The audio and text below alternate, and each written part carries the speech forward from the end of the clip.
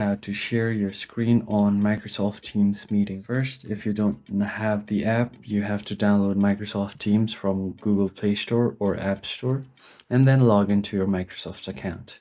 After that, you can join a meeting or create a meeting.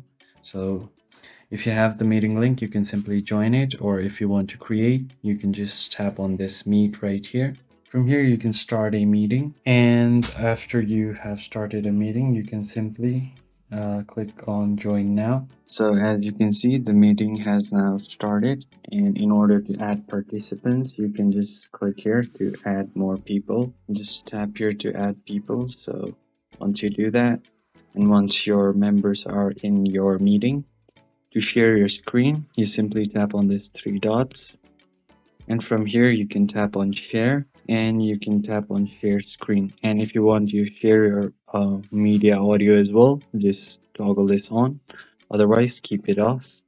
So tap on share screen and start now, and now it will start sharing your screen here. As you can see, it will start sharing your screen. So all of the members present in the meeting will be able to see your screen.